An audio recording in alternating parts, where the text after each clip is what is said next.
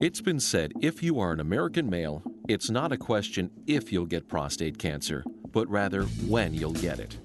The prostate is a small walnut-sized structure that is an integral part of the male reproductive system.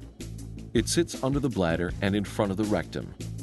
The urethra runs directly through the prostate.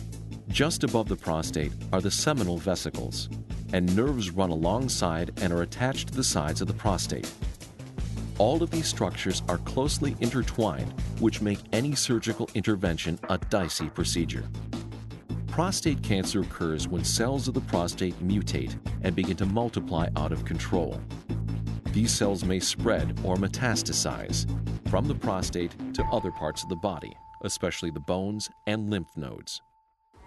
Prostate cancer is the third most common cause of death from cancer in men of all ages, and is the most common cause of death from cancer in men over age 75. Prostate cancer is rarely found in men younger than 40. Studies also show that American men are at more risk than European or Asian men. Traditionally, men experience few, if any, symptoms until the later stages of the disease. It's because of this that screening and early intervention is of paramount importance. Thanks to PSA testing, most prostate cancers are now found before they cause symptoms. Although most of the symptoms listed can occur with prostate cancer, they are more likely to be associated with non-cancerous conditions. Well, with all malignancies, and prostate cancer is a malignancy, the idea that early detection and treatment leads to a greater chance of cure is really what we're pushing in this day and age. There is some controversy about whether we're finding too much prostate cancer, really finding cancer that would not be dangerous. However, I think that that's best left to a discussion between the patient and his doctor, how aggressive they want to be about finding cancer and making a decision on PSA screening and digital rectal exam screening for prostate cancer. In general, all men should create a proactive prostate health plan that is right for them based on their lifestyle and family history. It's important to note that there are differing opinions in the medical community on the value and accuracy of screening. The PSA, or prostate-specific antigen, is a very common screening tool. For most people at age 50 or so is when they should start having their annual exam with a rectal exam and a PSA. For people who are at higher risk, like people who have a family history of prostate cancer or African Americans, we recommend for age 40 or higher. A digital rectal exam, or DRE, will often show an enlarged prostate with a hard, irregular surface.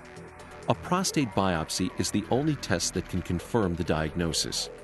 The CT scan, bone scan, or chest X-ray may be done to determine whether the cancer has spread. After diagnosis, you and your doctor will decide on a treatment plan.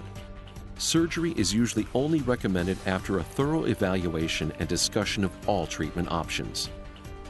A man considering surgery should be aware of the benefits and risks of the procedure.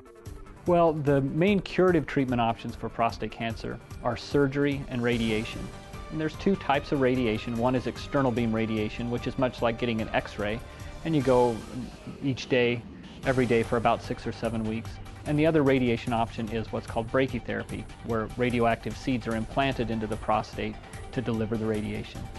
On the surgical side, there's traditional open surgery with a normal incision and removal of the prostate. And the newer thing we're seeing much more of is laparoscopic robotic surgery, where the prostate's removed by making small port sites, doing the same surgery as the open technique, but minimizing the invasiveness so that patients get better faster. Removing the prostate can cause erection problems and bladder problems, but for many men, these problems get better over time. Surgery may completely remove your prostate cancer, but it is not possible to know for sure before surgery whether the cancer has spread beyond the prostate. When cancer has spread, it cannot always be cured with surgery alone.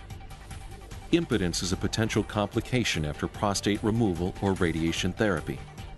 But recent improvements in surgical procedures have made this complication less common. Urinary incontinence is another possible complication, and medications can have side effects, including hot flashes and loss of sexual desire.